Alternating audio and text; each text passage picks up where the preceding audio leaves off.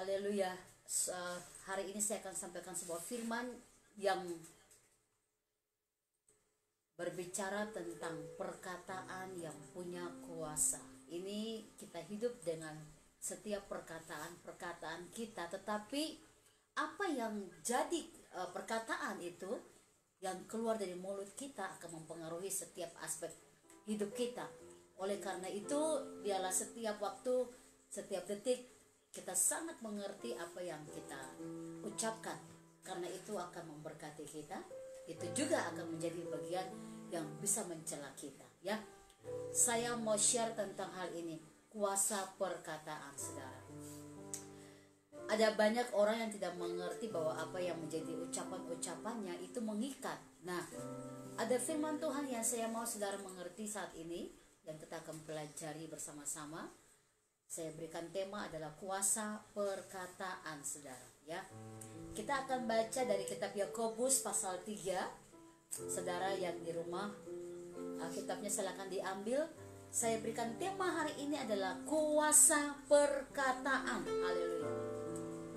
Kita baca di dalam Yakobus pasal 3 ayat 2 sampai dengan 12, saudara, ya.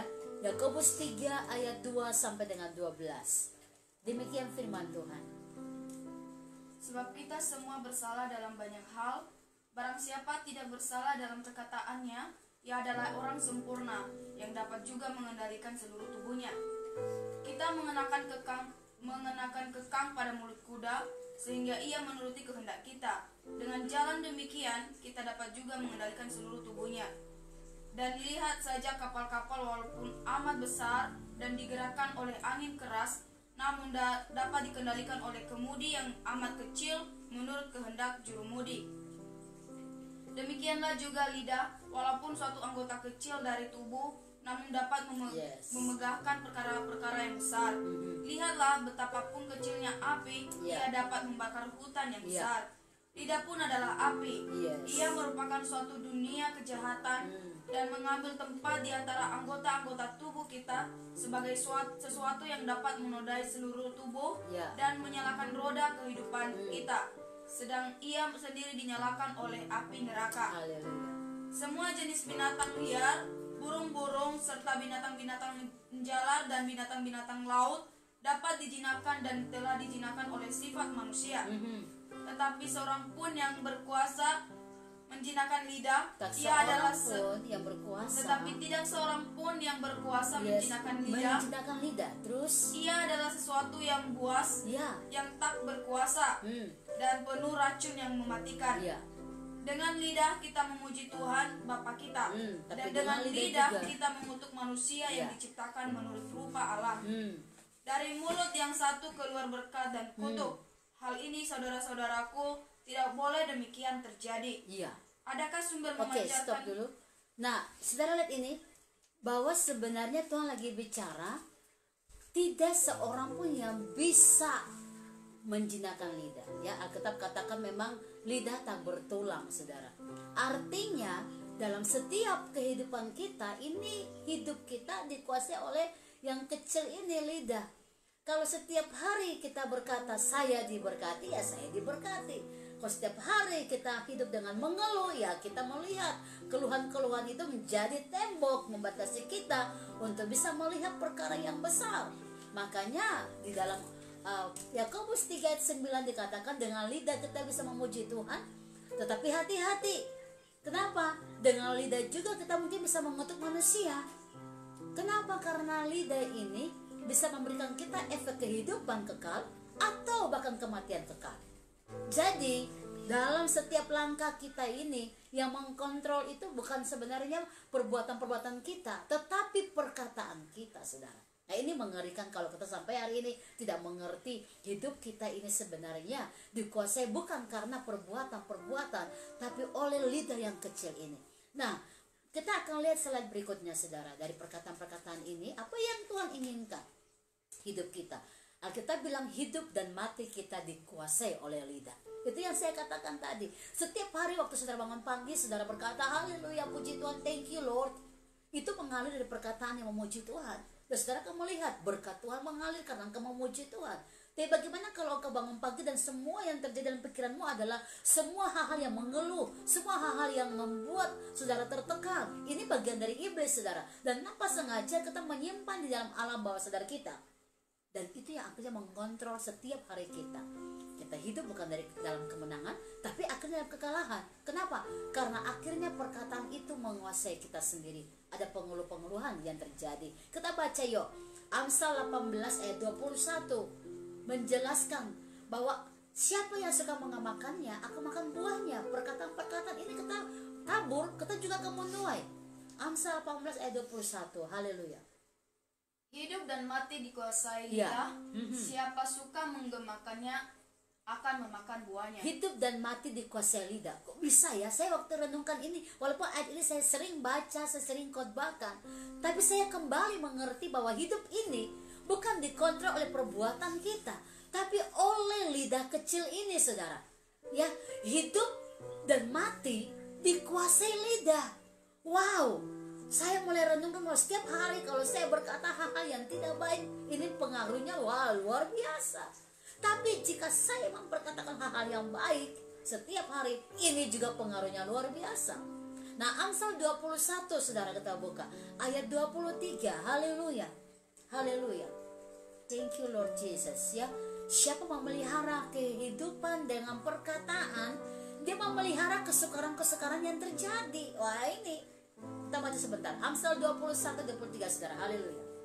Siapa memelihara mulut dan lidahnya, memelihara diri daripada kesukaran. Nah, siapa memelihara mulut dan lidahnya, itu memelihara diri dari kesukaran. Bayangkan setiap hari kita mungkin merasa sukar sekali, sukar, kok ada kesukaran ini, sukar itu.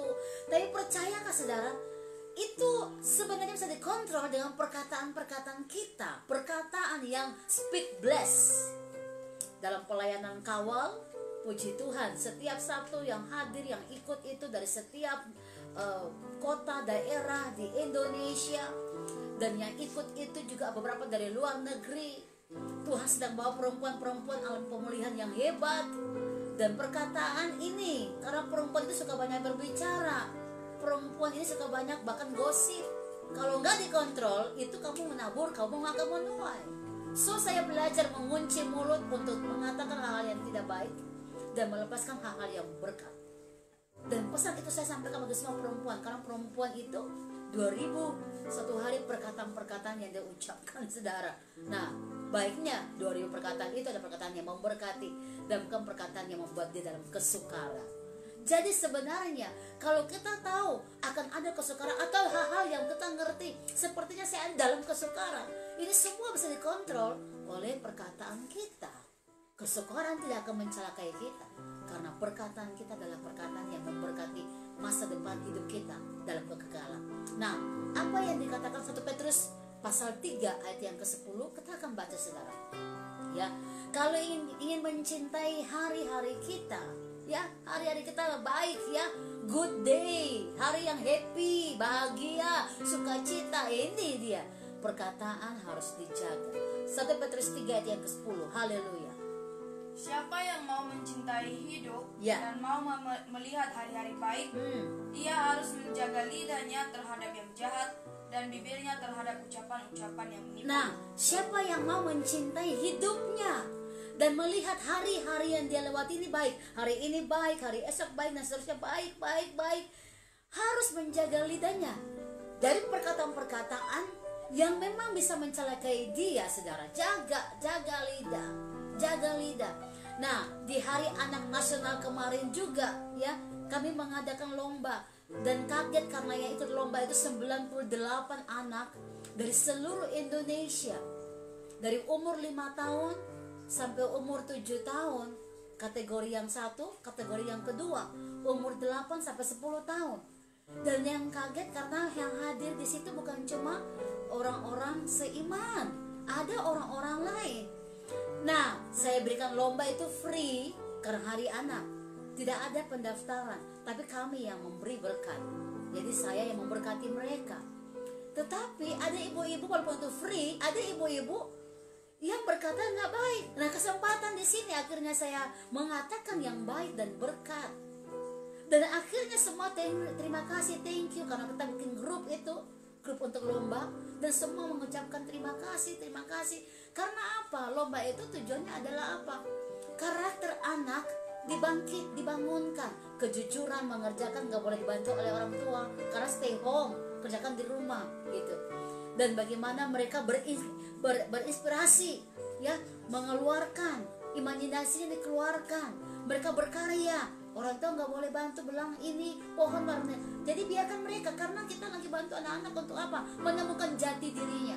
Ini perkataan-perkataan yang membangun, luar biasa. Dan saya kaget karena dari hal itu banyak ibu-ibu akhirnya konseling dan merasa sangat diberkati. Ingat, perkataan yang melepaskan berkat membuat orang-orang dipulihkan. Luar biasa, luar biasa. Dan semalam, ya, Tuhan mengerjakan hal-hal yang hebat lagi.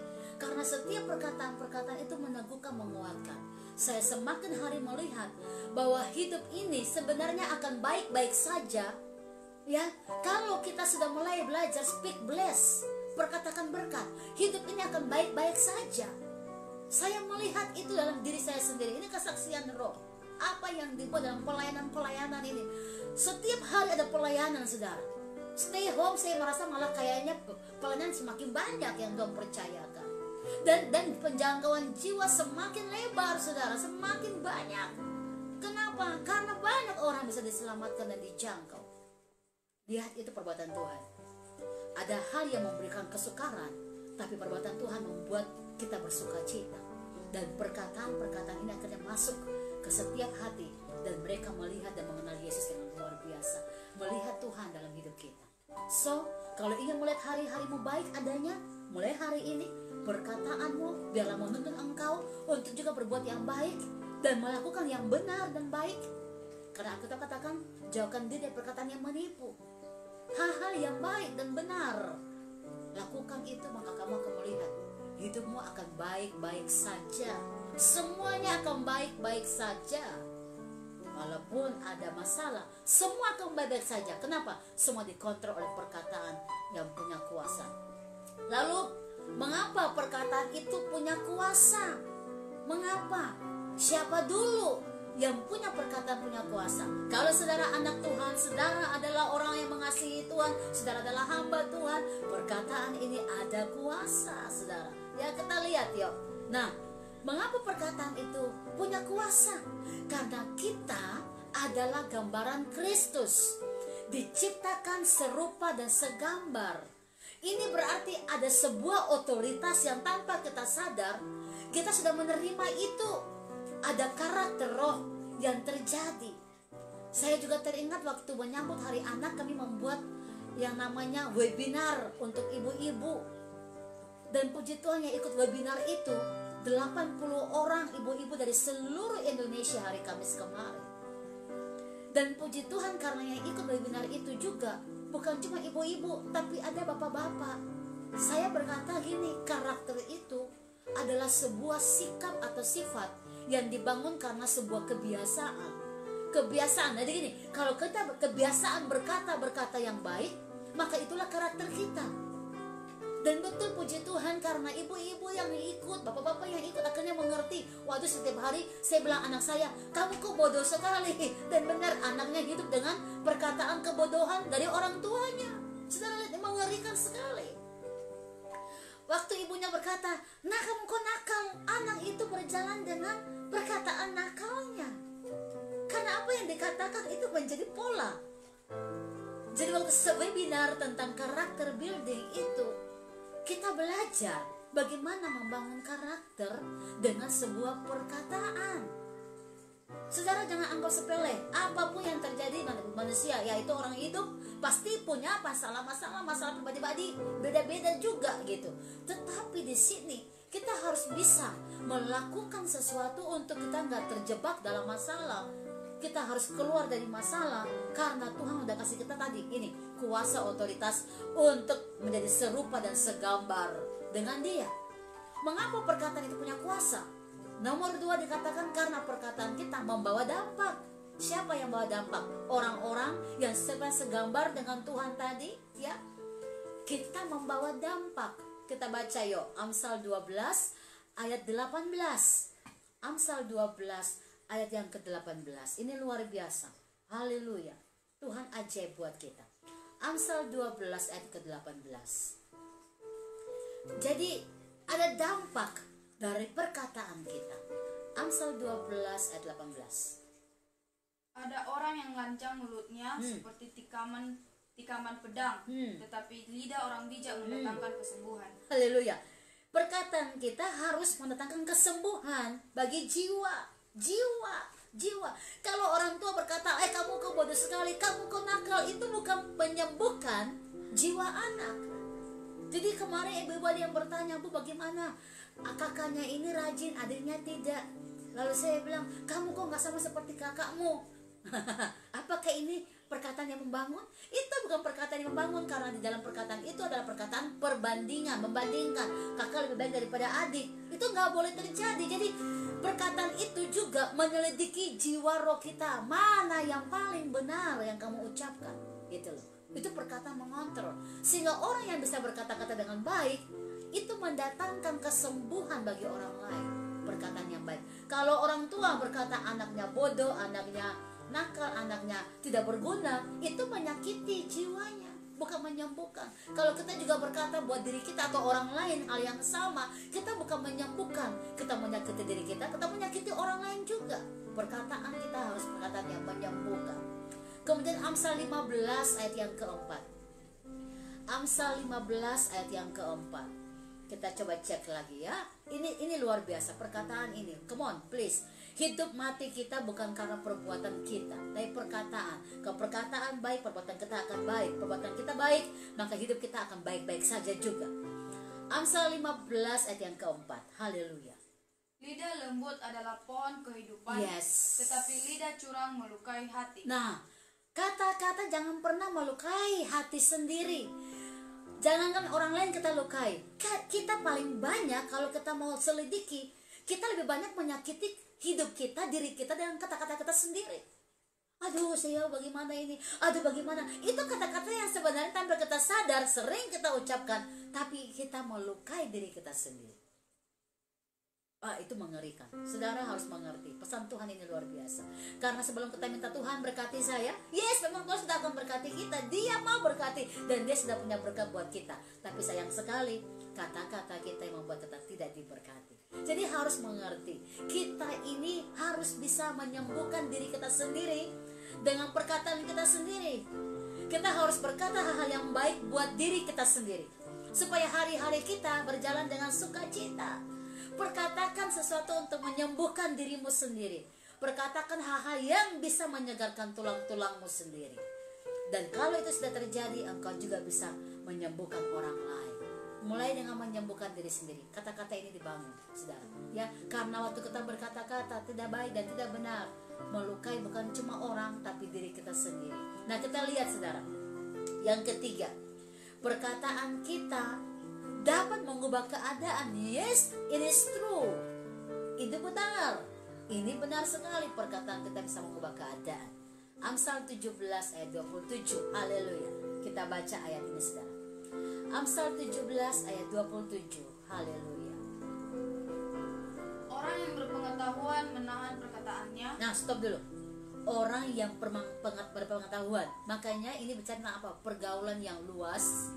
Kita banyak baca, kita banyak belajar dari orang. Itu maksudnya. Kalau kita banyak baca, kita banyak belajar dari orang lain, kita punya perkataan yang bisa kita ngerti mana yang baik, mana yang tidak. Lanjut ayat ini. Orang yang berpengertian berkepala dingin. Yes. Dan orang yang berpengertian berkepala dingin. Artinya bicara sangat sederhana. Sebelum kita mengucapkan sesuatu keluar, kita harus dulu menguasai diri kita supaya jangan, karena ada banyak orang tidak menguasai emosinya, perkataannya menjadi sia-sia bagi diri sendiri maupun orang lain. Jadi kita harus menguasai diri kita betul-betul supaya setiap perkataan yang keluar itu bukan cuma menyembuhkan kita, tapi orang lain pun disembuhkan oleh perkataan kita, mengubah keadaan. Matius 12 ayat 34 sampai dengan 37. Haleluya. Matius 12 ayat 34 sampai dengan 37. Perkataan kita dapat mengubah keadaan. Yes, amin, haleluya. Hai kamu keturunan ular beludak, bagaimanakah kamu dapat mengucapkan hal-hal yang baik, sedangkan kamu sendiri jahat? Karena yang diucapkan mulut meluap dari hati. Orang yang baik mengeluarkan hal-hal yang baik dari perbendaharanya yang baik, dan orang yang jahat mengeluarkan hal-hal yang jahat dari perbendaharaannya yang jahat. Tetapi aku berkata kepadamu, setiap kata sia-sia yang diucapkan orang harus dipertanggungjawabkannya pada hari penghakiman. Karena menurut ucapanmu engkau akan dibenarkan, dan menurut ucapanmu juga engkau akan dihukum. Nah, lihat saudara, makanya Tuhan bakal berkata kepada semua mereka yang ikut Tuhan ini, engkau keturunan ular beludak. Maksudnya apa? Cuma yang mau engkau ucapkan itu hanya kata-katamu yang sia-sia. Tapi tadi kita yang segambar dengan Kristus, setiap perkataan kita itu gak akan sia-sia, tapi sebaliknya mengubah setiap keadaan. Markus 7 ayat 30. Yuk kita baca lagi. Dan saya percaya kita akan semakin dimenangkan dengan perkataan kita sendiri, karena ada hal yang baik terjadi. Markus 7 ayat 30. Perempuan itu pulang ke rumahnya, lalu didapatinya anak itu berbaring di tempat tidur, sedang setan itu sudah keluar. Nah, baca di ayat yang di atas, ayat 29, ini penjelasannya. Mengapa setan bisa keluar dari anak perempuan ini? Ayat 28 dan 29, ya kita baca, 28 dan 29. Ini menjelaskan luar biasa. Tetapi perempuan itu menjawab, benar Tuhan, tetapi anjing yang di bawah meja juga makan remah-remah yang dijatuhkan anak-anak. Maka kata Yesus kepada perempuan itu, karena kata-katamu itu, pergilah sekarang sebab setan itu sudah keluar dari anak. Nah, ayat 30 hasilnya, karena hanya perkataan anak ini mengalami kesembuhan. Nah, siapa perempuan yang diceritakan dalam Markus? Dia adalah penyembah berhala. Dia seorang Syro-Fenisia. Dia seorang wanita di daerah Syro-Fenisia di Kanaan. Dan mereka keturunan dari penyembah-penyembah berhala. Dia nggak percaya Tuhan tadinya. Tapi saat dia sudah ke berhala-berhala semua, anaknya tidak sembuh, dia mulai dengar ada satu nama, Yesus namanya, bisa menyembuhkan. Dan dia berusaha mencari tahu siapa Yesus itu. Karena dia sudah mendengar banyak kesaksian bahwa Tuhan itu penyembuh, dia datang mencari. Dan Tuhan berkata sama dia terang-terangan, kamu kan bukan seorang yang diselamatkan, saya tidak akan melayani kamu dulu. Kalau kita baca dari ayat di atasnya itu, ya, dari Markus 7 ayat yang ke-25 dan seterusnya, itu sangat jelas. Tuhan itu gak mau layani perempuan ini karena Tuhan tahu dia bukan seorang yang percaya kepada Tuhan. Tapi Tuhan uji dengan kata-kata yang bagi saya kata-kata yang tajam sebenarnya. Tuhan bilang begini, yang makan roti-roti ini sebenarnya bukan anjing-anjing dulu, tapi tuannya yang makan. Tapi perempuan ini berkata, walaupun tuannya yang makan, ada remah-remah yang jatuh pun aku mau memakannya. Itu perkataan tindakan bahwa perempuan ini dia tetap percaya. Walaupun Tuhan sudah berkata yang sebenarnya membuat dia harusnya mundur imannya. Karena dia bilang, oh ya sudahlah, aku kan gak percaya Tuhan, ya aku gak dapat berkat, ya sudah. Tapi dia mau percaya. Ini luar biasa saudara. Dia mau percaya, sehingga dia berkata, walaupun roti itu jatuh di bawah, saya mau makan, mengambil itu saudara. Dan Tuhan berkata, oleh karena perkataanmu yang punya kuasa, perkataan yang positif, perkataan yang mengaminkan bahwa aku adalah Tuhan yang bisa menyembuhkan, maka terjadilah seperti imanmu. Dan benar, perkataan dia itu anaknya langsung sembuh. Saudara lihat ini, perkataan bisa membalikan keadaan. Perkataan saja.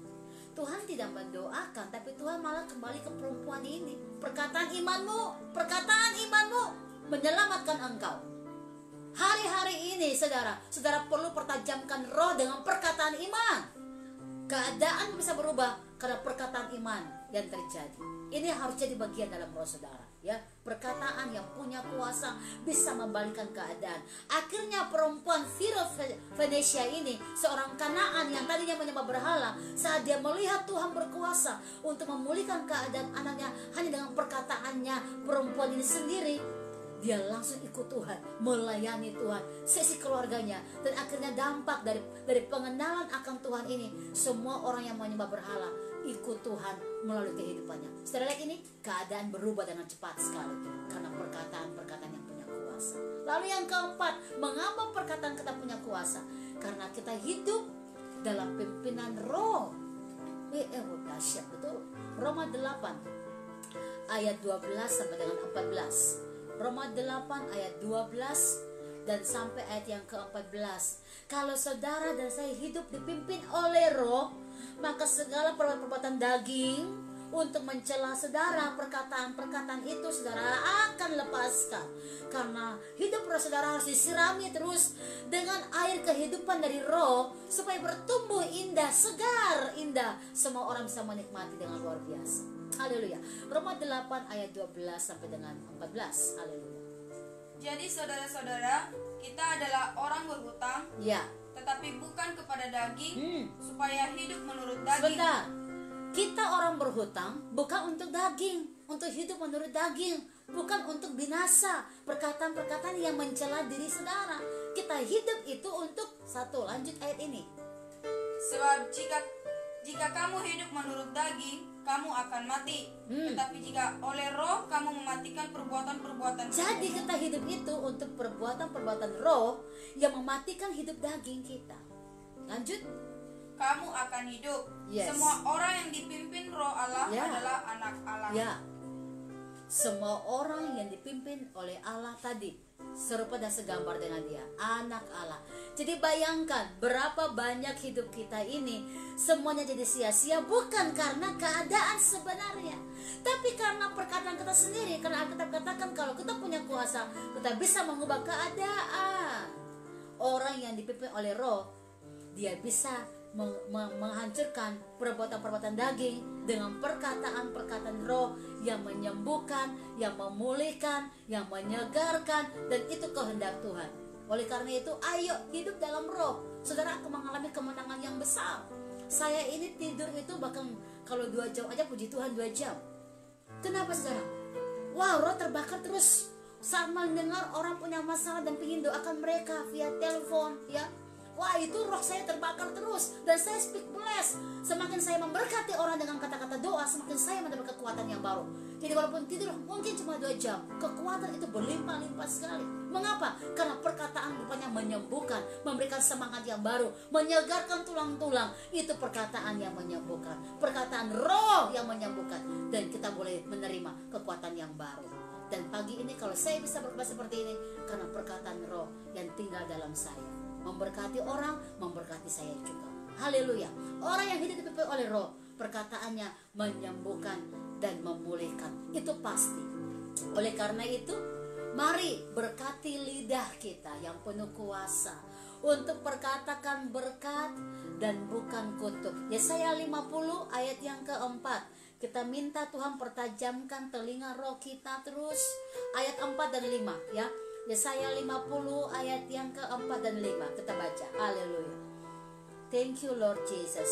Tuhan Allah telah memberikan kepadaku lidah seorang murid, supaya dengan perkataan aku dapat memberi semangat baru kepada orang yang letih lesu. Setiap pagi ia mempertajam pendengaranku untuk mendengar seperti seorang murid. Tuhan Allah telah membuka telingaku dan aku tidak memberontak, tidak berpaling ke belakang. Lihat ini saudara. Jadi kalau kita setiap pagi dengar firman, baca firman, saudara aminkan, yes thank you Lord, aku berkati hari ini, dan aku percaya hari ini aku dalam kasih karunia Tuhan.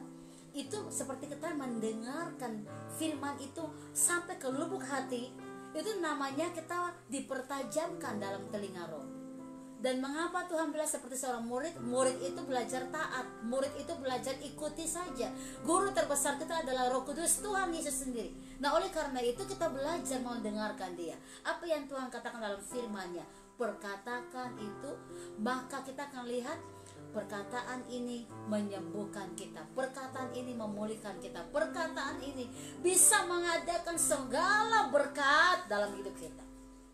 Jadi lihat saudara, mau diberkati, gak usah mikir jauh-jauh, berdoa.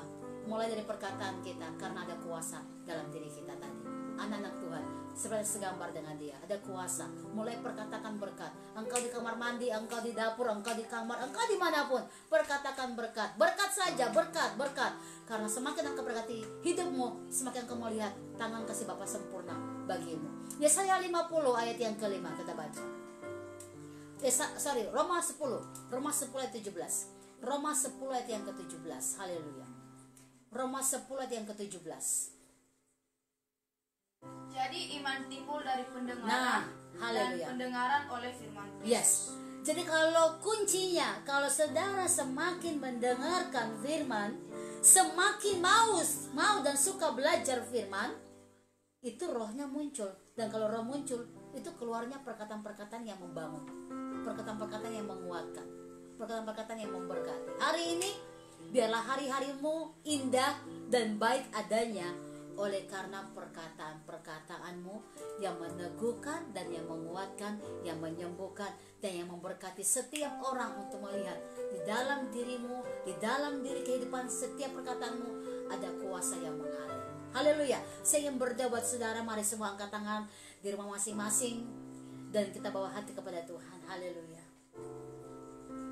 Bapa, hamba berdoa, kuduskan setiap lidah kami dengan kuasa darah-Mu, sehingga apa yang kami ucapkan, apa yang kami perkatakan, oh hari-hari kami akan baik adanya.